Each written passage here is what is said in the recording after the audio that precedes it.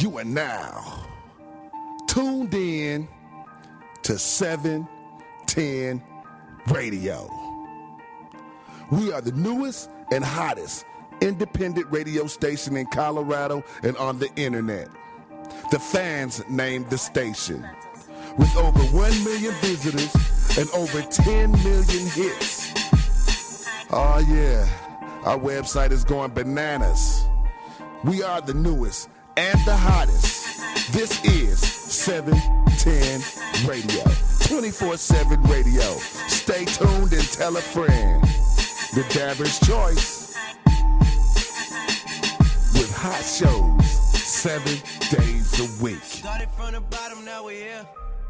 Started from the bottom, now my whole team fucking here. Started from the bottom, now we're here. Started from the bottom, now the whole team. What's up, everybody, and welcome back to our Daily Nug here on 710 Radio, Moth 22.9 in Denver, Colorado. I am your host, Rick Wainwright, and I want to welcome you back to our series here, Poverty and Prejudice, The War on Drugs, Part 2. Alright, so I'm going to get right down to it. Today I'm going to be talking about the story coming off of humanrightswatch.org. Since the mid-1980s, the United States has undertaken aggressive law enforcement strategies and criminal justice policies aimed at curtailing drug abuse. The cost and benefits of this national war on drugs are fiercely debated. What is not debatable, however, is the impact on black Americans.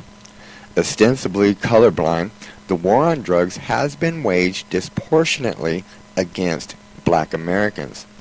Our research shows that blacks comprise 62.7% and whites 36.7% of all drug offenders admitted to state prison. Even though federal surveys and other data detailed in this report show clearly that this racial disparity bears scant relation to racial differences in drug offending. There are, for example, 5 times more white drug users than black.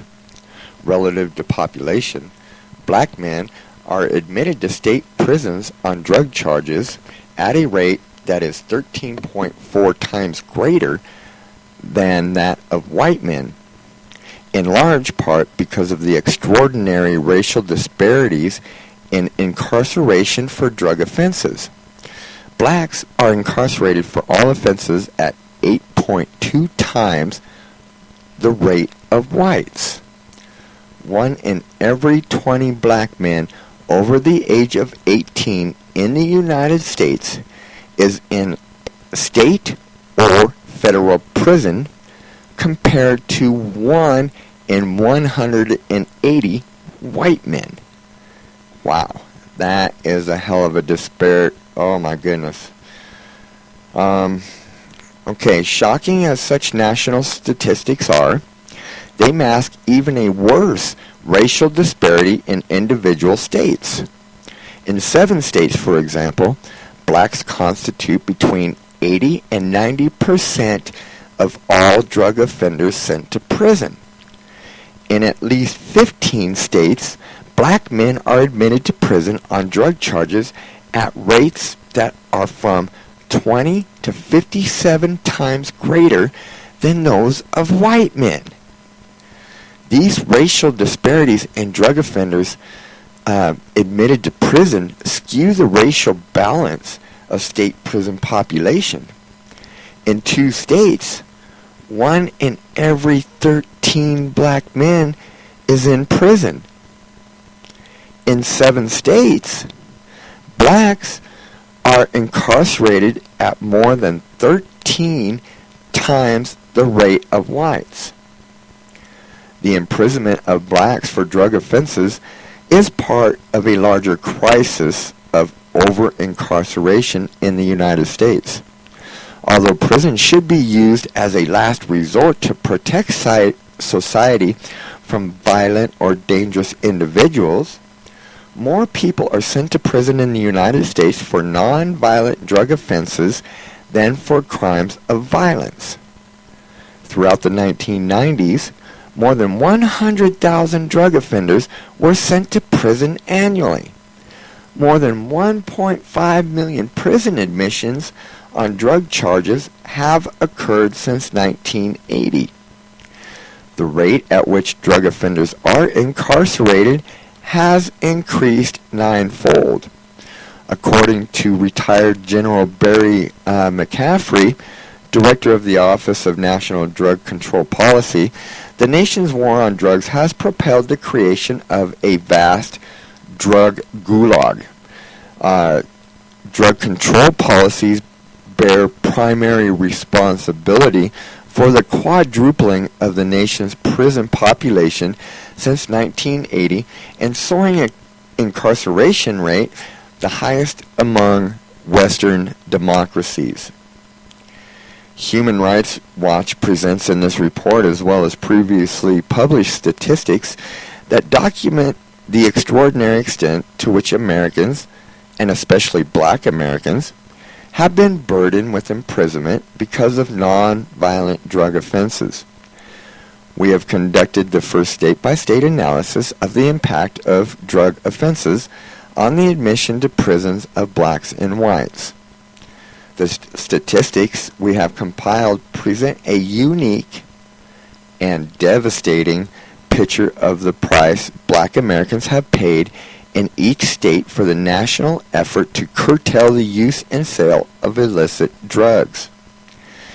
We have focused on the imprisonment of drug offenders at the state level because aggregate national data masks the remarkable differences among the states regarding the degree to which they put drug offenders in prison and the extent to which the use of prison as a penal sanction for drug offenders is racially disproportionate.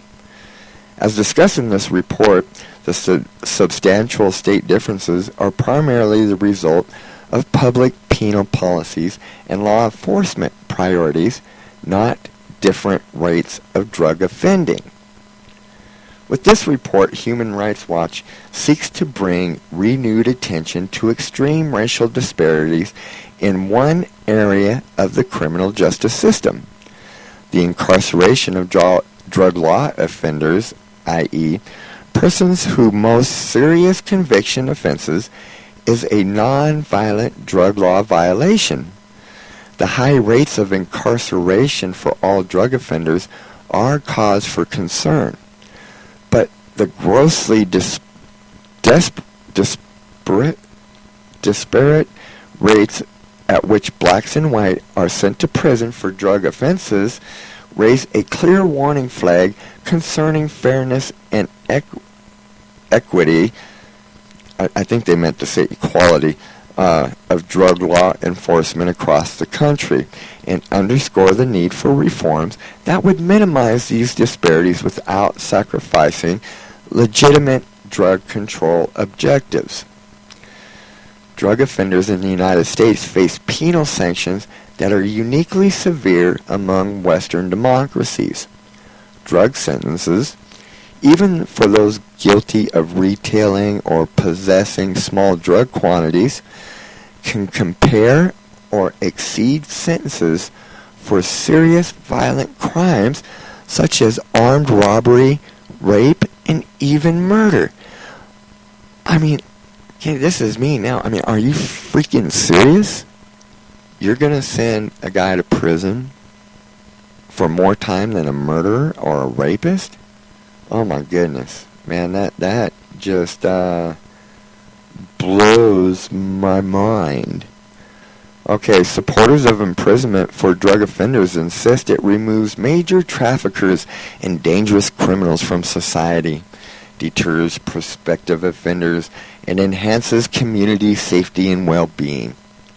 Critics point to compelling data show that a few of the drug offenders who end up in prison are higher level dealers or traffickers, and indeed that the prior criminal drug use has not, and the prior criminal records of many incarcerated drug offenders are limited to drug offenses or consist of other nonviolent crimes. The massive use of imprisonment has failed to decrease the availability of drugs or raise their price, and adult drug use has not changed appreciably since the end of the 1980s. Most observers believe imprisonment has had little impact on the number of drug dealers on the streets. Even many police officials acknowledge that for every low-level dealer incarcerated, another emerges to take his place.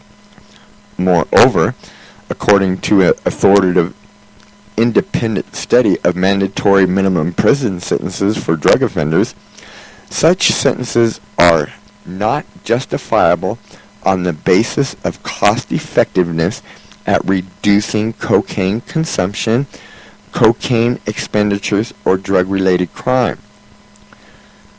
Prison is a legitimate criminal sanction, but it should be used sensibly, justly,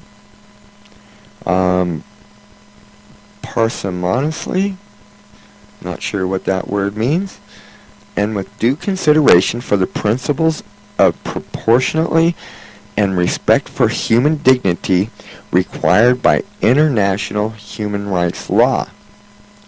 The incarceration of hundreds of thousands of low-level nonviolent drug offenders betrays indifferences to such considerations.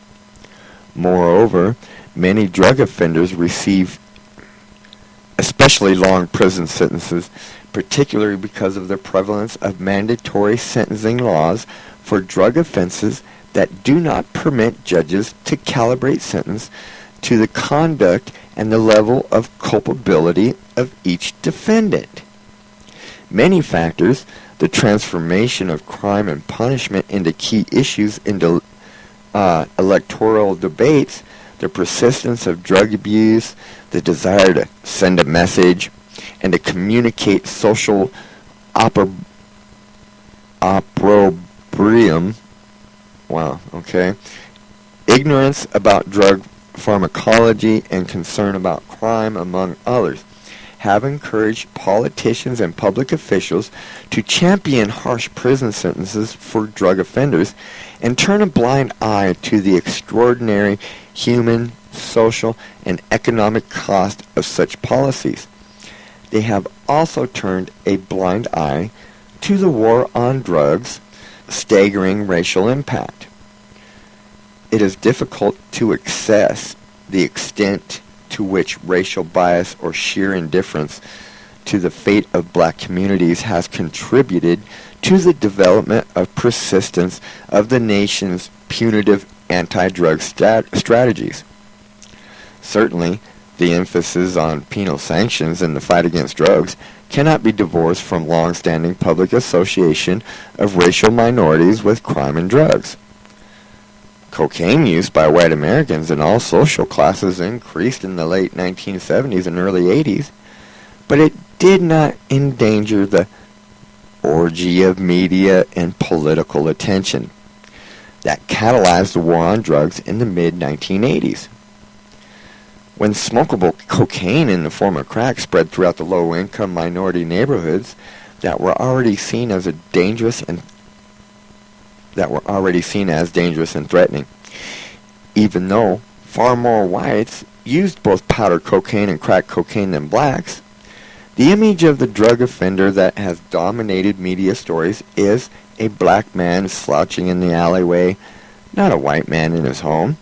When asked to close their eyes and envision a drug user, Americans overwhelmingly pictured a black person. Poor minority urban neighborhoods have been the principal fronts on the war on drugs. Massive street sweeps, buy and bust operations, and other police activities have heavily targeted participants in street-level retail drug transactions in these neighborhoods, and not surprisingly, comparably few of the people arrested have been white. Racially profiling, or the police practice of stopping, questioning, and searching minorities in vehicles or on the street based solely on their appearance, has also contributed to racially disproportionate drug arrest. Although there are no reliable estimates of the number, more blacks have also been prosecuted federally for crack offenses than whites, and thus have disproportionately felt the effects of the higher sentences for crack versus powder cocaine mandated by federal law. Many Americans would agree that punitive drug policies relying on harsh penal sanctions would have changed long ago if whites were incarcerated on drug charges at the same rates as blacks. It is deeply troubling that in the United States the political majority has maintained criminal justice policies that so disproportionately burden a racial minority, particularly when those policies, coupled with felony disenfranchisement laws, further politically weaken that minority. Politicians have been able to more easily to reap the electoral advantage of endorsing tough policies because the group that suffered most from these policies, black Americans, lacked the numbers to prevail in the political arena. Wow, I just had to stop and think about that one sentence there for a moment. That just kind of blew me away, but I mean, okay, I understand. Human Rights Watch fully acknowledges the public legitimate interest in curtailing the abuse of dangerous drugs. But the importance of drug control should not be permitted to override fundamental principles of equal protections of the law and racial equality. In an equitable criminal justice system, sanctions should be imposed equally on offending populations. Under the state and federal constitutional law, racial disparities in law enforcement are constitutional as long as they are not undertaken with discriminatory intent or purposes. Wow. That just kind of blew me away a little bit because everything that we've been talking about proved that statement wrong. Alright. International human rights law wisely does not impose the requirement of discriminatory intent. International Convention on the Elimination of All Forms of Racial Discrimination, or CERD, to which the U.S. is a state party, defines race discrimination as conduct that has the purpose or effect of restricting rights on the basis of race. It proscribes race-neutral practices, curtailing fundamental rights that unnecessarily create statistically significant racial disparities, even in the absence of racial animus. Okay, it requires remedial action whenever there is an unjustifiable, desperate impact upon the group distinguished by race, color, descent, or national or ethnic origin, even where there may be no intent to discriminate against that group. Under CERD, governments may not engage in malign neglect.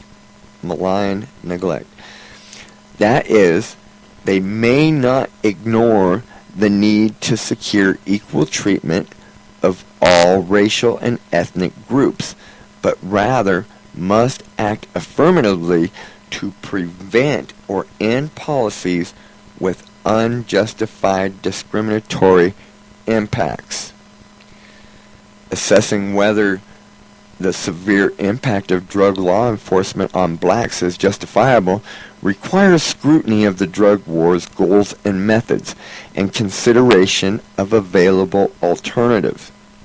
Human Rights Watch believes there are numerous policy alternatives to current patterns of criminal law enforcement that would reduce adverse racial disparities while continuing to respond to social concerns about public drug dealing and drug abuse. In the context of nationwide debates over the use of the criminal law to address drug abuse, doubts about fairness and justice of enforcing those laws disproportionately against minorities take on even a greater significance. It is hard to justify policies that result in the grossly disproportionate incarceration of a racial minority when there are feasible and cost-effective alternative approaches to address drug abuse and drug dealing that would not have such an effect. Even if blacks and whites were sent to prison on drug charges at comparable rates, Human Rights Watch would still urge reconsideration of the heavy U.S. reliance on incarceration in its drug policies. See, I gotta agree there, because personally, and this is my own opinion, I do believe that drug abuse, drug use, is a mental health issue and not a criminal issue. In the context of nationwide debates over the use of criminal law to address drug abuse, it is hard to justify policies that result in the grossly disproportionate incarceration of the racial minority when there are feasible and cost-effective alternative approaches to addressing drug abuse and drug dealing that would not have such an effect. I'm sorry, I read that one twice. In choosing strategies to address drug abuse and drug dealing, the country must consider the negative consequences of high incarceration rates, particularly in minority communities. No functioning democracy has ever governed itself with as large a percentage of its adults incarcerated as the United States. The direct and collateral consequences of imprisonment may be acceptable when violent offenders are put behind bars, but they are much harder to justify for non-violent drug offenders. In the poor urban minority communities from which most black drug offenders are taken, the high percentage of men, increasingly women, sent to prison almost undermine their communities. The high percentage of men and increasingly women sent to prison may also undermine their communities' moral and social cohesion by damaging the human and social capital of already disadvantaged neighborhoods. The war on drugs may well be counterproductive, diminishing opportunities for social and economic mobility and even contributing to an increase in crime rates. The racially disproportionate nature of the war on drugs is not just devastating to black Americans. It contradicts faith in principles of justice and equal protections of the law that should be the bedrock of any constitutional democracy.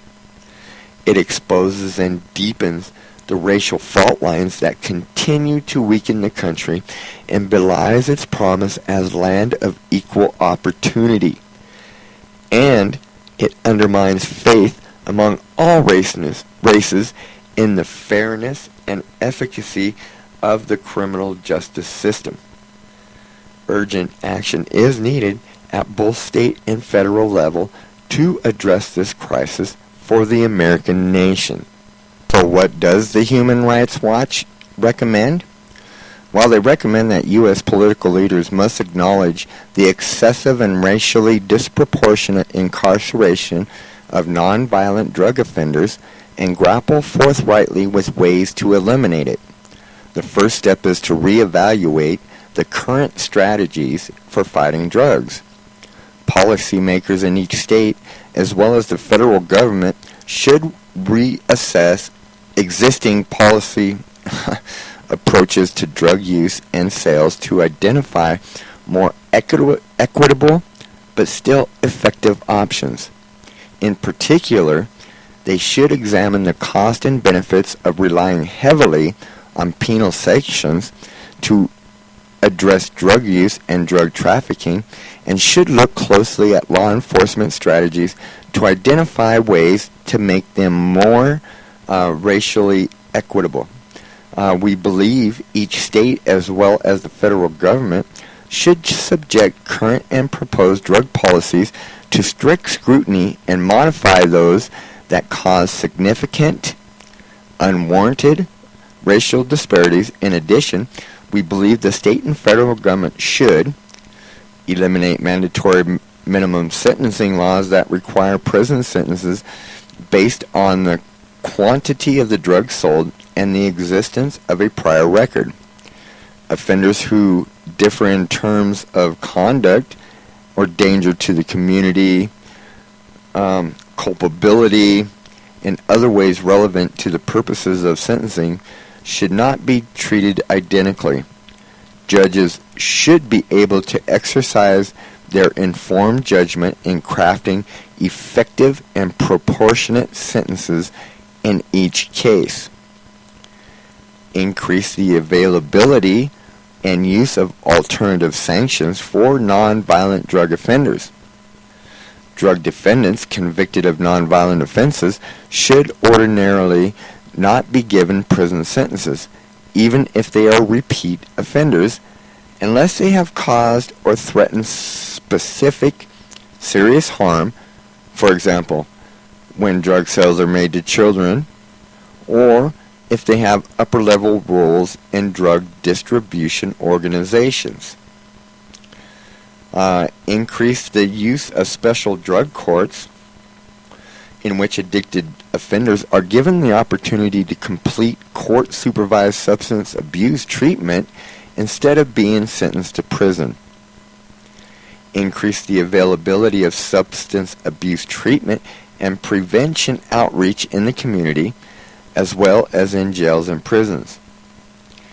Redirect law enforcement prosecution resources to emphasize the arrest, prosecution, and incarceration of importers, manufacturers, and major distributors, e.g. the drug kingpins, rather than low-level offenders and street-level retail dealers. Eliminate different sentencing structures for powder cocaine and crack cocaine and drugs that are pharmacologically identical but marketed in a different form. Since more blacks are prosecuted for crack cocaine offenses and thus subjected to higher penalties for crack offenses that exist in federal and some state laws, the crack powder sentencing differential aggravates without adequate justification the racial disparities in imprisonment for drug offenses.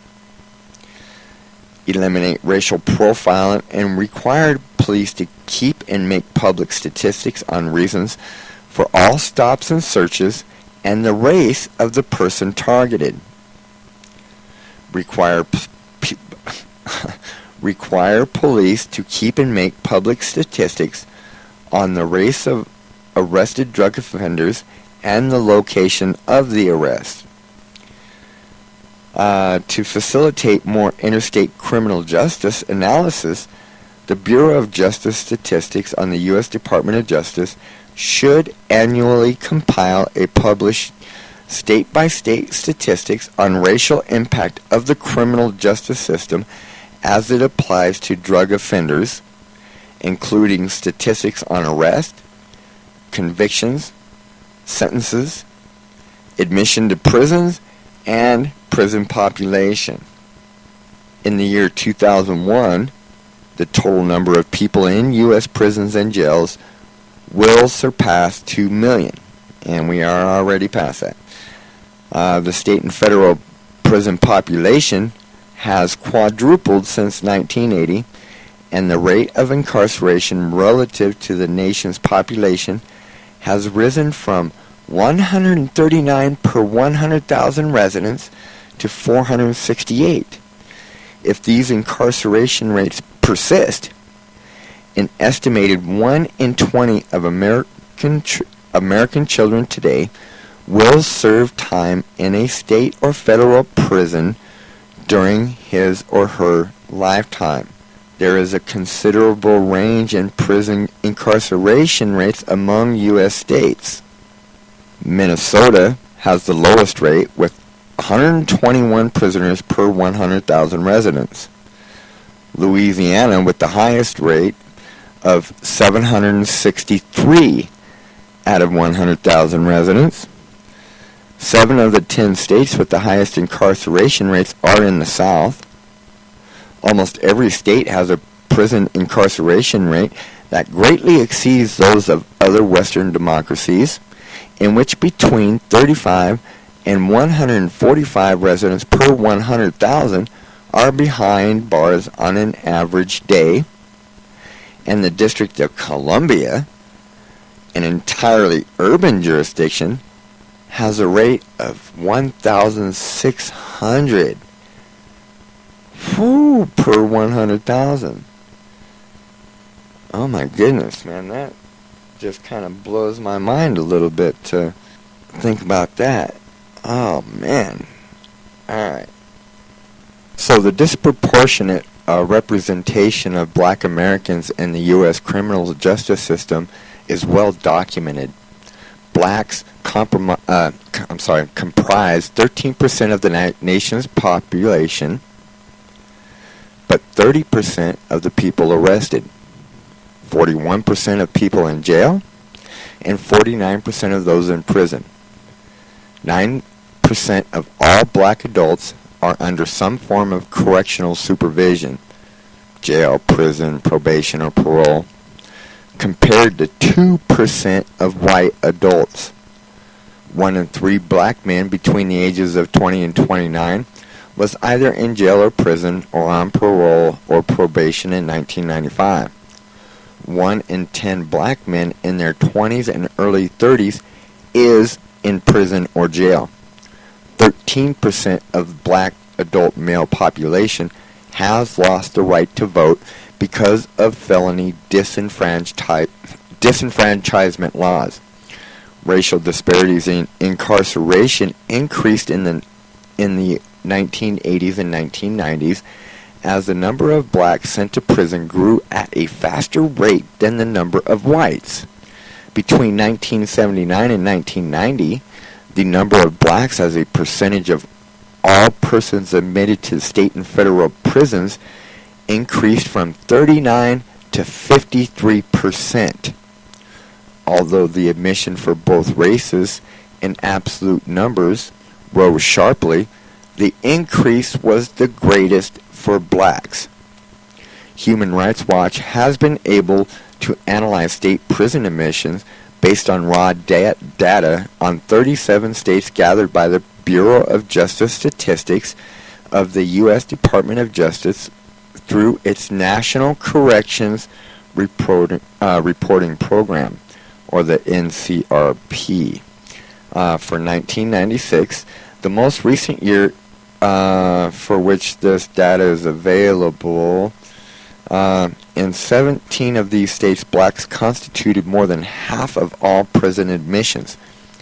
Maryland had the highest percentage of black admissions, 79%, followed by Illinois with 74%, Louisiana was 73%, and New Jersey was 72%. Holy shit. In every state, the proportion of blacks in prison exceeds, sometimes by a considerable amount, their proportion in the general population. In Minnesota and Iowa, blacks constitute a share of the prison population that is 12 times greater than their share of the state population. Wow. In 11 states, Kansas, Montana, Nebraska, New Hampshire, Oregon, Rhode Island, South Dakota, Utah, Washington, Wisconsin, and Wyoming, the percentage of the prison population that is black is more than 6 times greater than the percentage of the state's population that is black. Racially disaggregated incarceration rates that measure the number of confined blacks and whites per 100,000 residents of each racial group yield another perspective on the extent of racial disparities in imprisonment. Nationwide, blacks are incarcerated at 8.2 times the rate of whites. That is, a black person is 8.2 times more likely to be in prison than a white person. Among individual states, there are even more extraordinary racial disparities in incarceration rates. In 7 states, Connecticut, Illinois, Iowa, Minnesota, New Jersey, Pennsylvania, and Wisconsin, blacks are incarcerated at more than 13 times the rate of whites. Minnesota has by far the highest disparity, where blacks in that state are incarcerated at 23 times the rate of whites. In the District of Columbia, blacks are incarcerated at 34 times the rate of whites. Even in Hawaii and Vermont, the state with the smallest racial disparities in incarceration rates, blacks are still incarcerated at more than twice the rate of whites.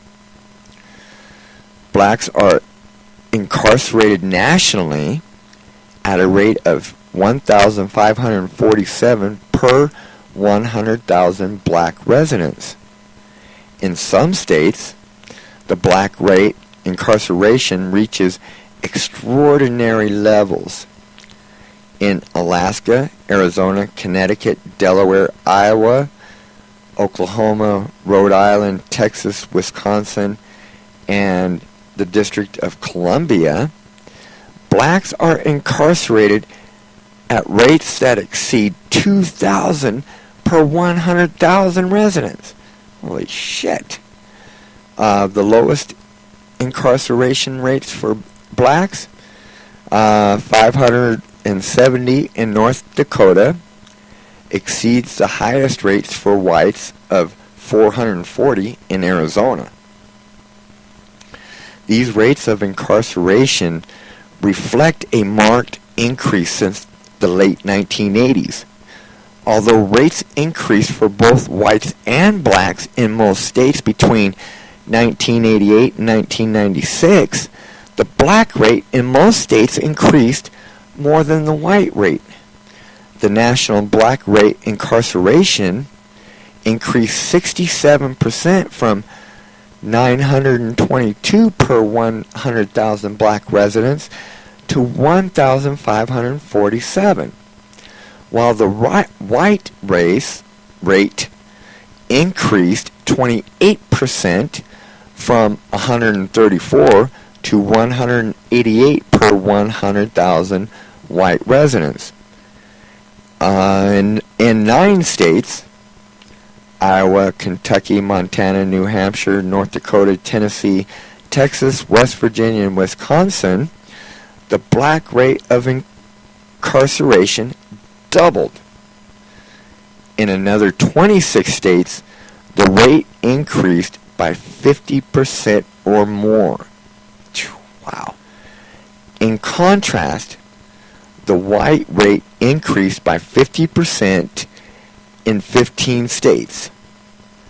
In only 2 states, South Dakota and Washington, did the white rate double.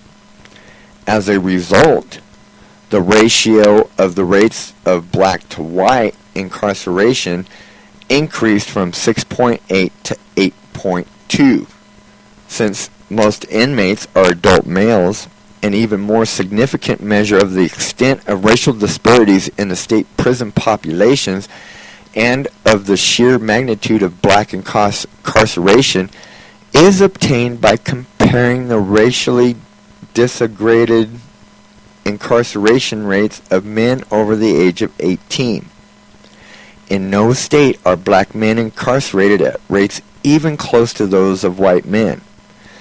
Nationwide, black men are incarcerated at 9.6 times the rate of white men. In 11 states, black men are incarcerated at the rate that are 12 to 26 times greater than those of white men. Thus, in Minnesota, the state with the greatest racial disparity incarceration, a black man is 26.8 times more likely to be in prison than a white man. In Connecticut, Illinois, Iowa, New Jersey, Pennsylvania, Wisconsin, a black man is more than 15 times more likely to be in prison than a white man. In the District of Columbia, black men are incarcerated at 49 times the rate of white men. Holy shit! The rate at which black men are incarcerated is astonishing. There are 4,630 black men in prison nationwide per 100,000 black men in the population, whereas the rate for white men is 482. Wow. Compared to 4,630? Holy shit. In 10 states and the District of Columbia, black men are incarcerated at staggeringly high rates that range from 5,740 to 7,859 per 100,000 black men. Oh my God, black residents, I'm sorry. In contrast, the range among 10 states with the highest rate of white male incarceration is 620 to 1,151.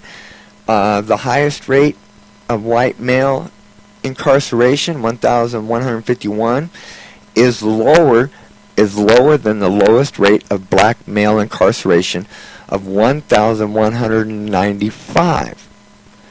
According to the Department of Justice calculations, if current rates of incarceration remain unchanged, 28.5% of black men will be confined in prison at least once during their lifetime, a figure 6 times greater than that for white men.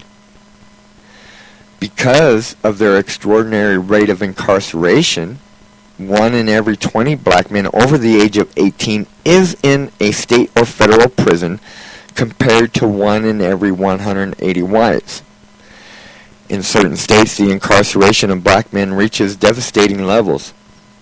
In Oklahoma and Iowa, 1 in every 13 black men is in state prison. Holy shit!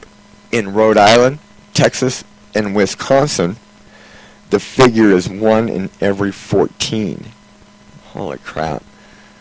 Although racial bias may play a role in individual cases, most researchers believe racial disparities in the criminal justice system are primarily the result of indirect discrimination. Okay. The impact of race-linked, e.g. poverty, education, and neighborhood of arrest, disadvantages compound throughout the criminal justice processing system. Specific social structural context as such legally relevant race-neutral variables as extensive as the existence of prior records.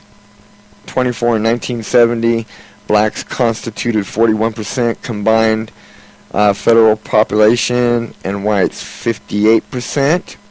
In 1997, blacks constituted 49.2% of the prison populations and white 48.3%. I guess men constitute 93.5% of all inmates. Wow. Man, guys, I gotta tell you, this here is just really blowing my mind. I mean, to hear some of those statistics, it is just absolutely mind-blowing. And I gotta tell you, I gotta ask. I thought we did away with slavery. Now, couldn't... Now, this is just a question I have for you. And, you know, I don't know what the right answer is. But I must ask, isn't the war on drugs and imprisoning people for this, for drugs, whatever the drug may be, you know, nonviolent drug offenses, isn't that like a new form of slavery? I mean, I could be wrong. I would like to know what your opinion is. You know, because personally, I thought slavery was dead. You know, and everybody that knows me, you know, knows that I am not racist. You know, they know that I have a black business partner. You know, and I consider him a brother from a different mother. To be honest with you, this is a man that I would kill and die for. And I gotta tell you, you know, if him and I just happened to be doing cocaine or whatever the case may be, and somehow a cop found out and started fucking with us both, and that my brother is going to get arrested, but I'm not, well, I got to tell you, that is unacceptable to me. It's either we both get let go or we both go to jail and sit there together. You know, and to me, I don't see any other way around that one. You know, you talk about all men are equal. Well, you know, that's how I see it. You know, I mean, it just blew my mind to read what we just read.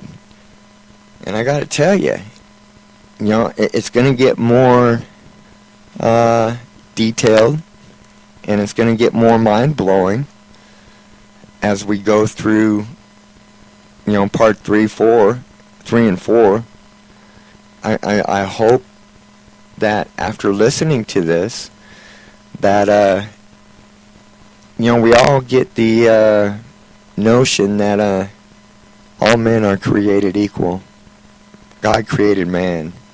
I gotta tell you, you know, with that, just those two sentences right there, serious change needs to be changed in the criminal justice system. And you know what?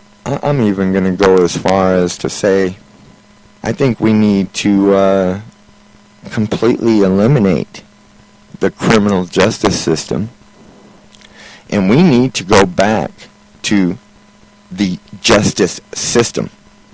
Okay, I believe that us doing that can bring back equality. Or, well, I'm sorry, bring back. That was the wrong word or phrase to use, and I seriously apologize over that. What it could do is bring equality among lessen the racial inequality. Because I got to tell you, man, these numbers are disturbing. Very disturbing. And this is kind of an old report. So you can almost bet that these numbers have risen drastically. Okay, but yes, this article might be just a tiny bit old, but it is still prevalent today. I don't know, man. I mean, I am looking forward to part 3. I am looking forward to spending some more time with you on this subject. You know, I know most of you are going to say, well, he was just talking about coke and cocaine. What does that got to do with marijuana? Trust me. It is coming. It's in there. It's in here. But I got a little timeline of how I want to present this story. So, you know, I think I'm going to go ahead and call it good for today and end part 2 there. And guys, I would love to know what your thoughts are on this show. I would love to know what your thoughts are on the subject. I would love to know what your thoughts are just in general. I love to chat, man. So, you know, if you want to get a hold of me, please get a hold of me on, you can get a hold of me at the Facebook page on 710 Radio. You can email me, Rick at lmwagency.com. You can get a hold, you know, you can even friend request me on my personal page. You know my name. I keep telling it to you. I ain't got nothing to hide. So, but guys, with that being said, I hope you have a blessed day or night, whichever one it is for you. I hope that you join me tomorrow for part 3. And until then, guys, you know what? just have a blessed day, a wonderful night, and we will talk to you tomorrow, man. This is 710 Radio, mile 22.9 in Denver, Colorado, and we are out of here.